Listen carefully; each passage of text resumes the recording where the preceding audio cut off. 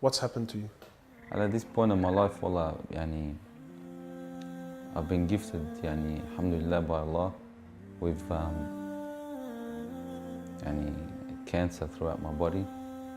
And I've changed my whole life to sort of helping people. Why do you call it a gift, Ali?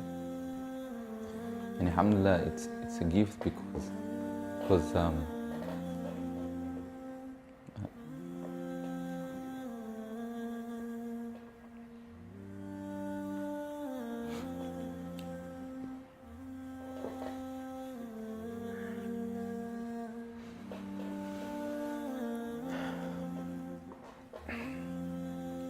and it's a gift because Allah's given me a chance to change.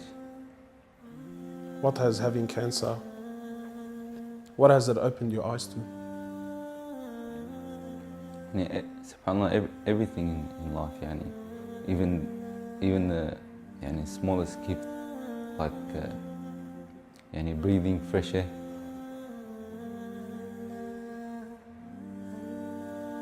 Do you feel like you used to take that for granted before?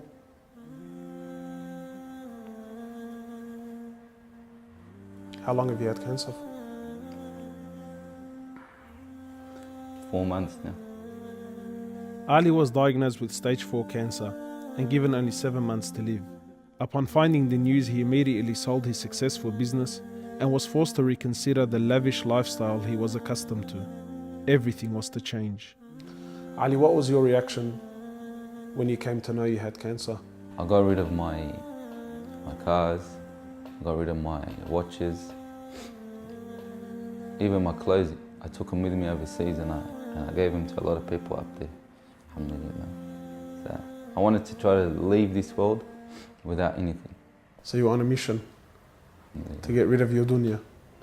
It wasn't until Ali invited us into his room that we truly understood the luxurious lifestyle that he was living and the extent of the sacrifice that he was making. What's all this, Ali? Talk to me, explain this It's stuff. a bracelet, costs about 60,000. $60,000. Yeah. What do you have in these boxes, Ali? They're all my shoes, alhamdulillah. Louis Vuitton?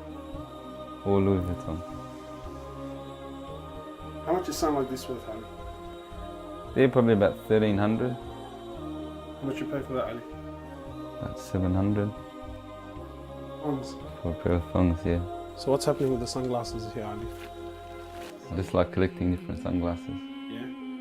I've got rid of a lot of them. I gave them to a couple of brothers in Africa, alhamdulillah. So you're telling me there's a kid in Africa that's walking around with Louis Vuittons and Can I try one of these hats on? I've only mentioned them in my talks like 100 times. You can try the red one on. It's limited edition one. Barakallah. What do you reckon, else? Sheikh Gucci. Ali's interest in the dunya has left him abruptly and no longer holds a place in his heart. So Ali, what do you feel now, like when you look at this? And driving something like this doesn't really cross my mind anymore. It's not something I would want to do no more. After someone tells you, or you find out that you're sick, or you haven't got much time in this life, wallah, this is the last thing you would want to chase. And this is how we should be living our life every day. Car like this, people would love to be in it, people would love to own, people would love to drive it. Wallah, they're going for the wrong goals. And you realize that when you get sick, when someone tells you you haven't got long to live, you realize all this stuff, it does not benefit us in any way. So what's the value of this in your heart? This is worth one pair of thongs for a little African child with no thongs. Wallahi, it's worth more than me to see him smile with a pair of thongs than own one of these. Wallah al-Azim. Ali has since dedicated the remainder of his life and wealth to helping those who are far less fortunate than him. After an emotional journey to Africa, Ali has established a charity titled Muslims Around the World Project.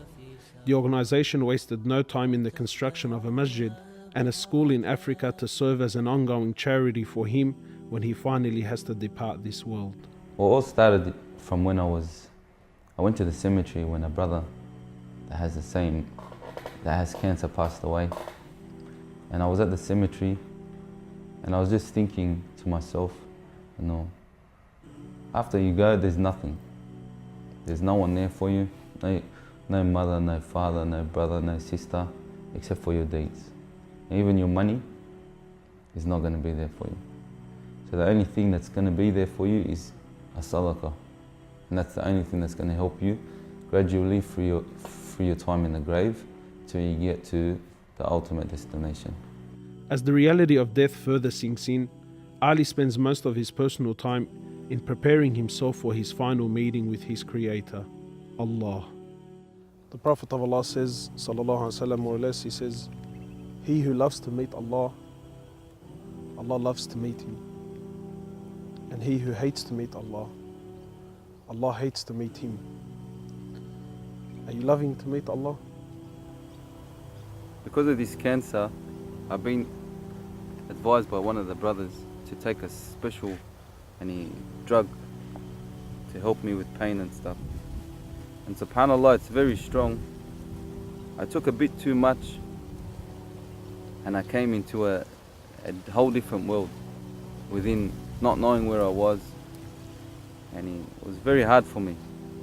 And subhanAllah, I actually seen things I've never seen before.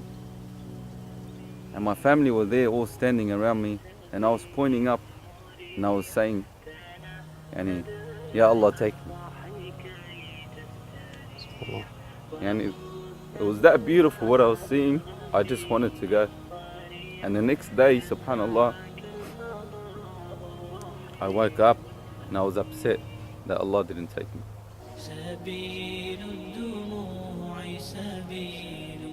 Well, I ask Allah subhanahu wa ta'ala to purify you and to give you shifa and to keep you around us for a long time. Allah, may Allah subhanahu wa ta'ala reward you. Give you firdaus al-a'la.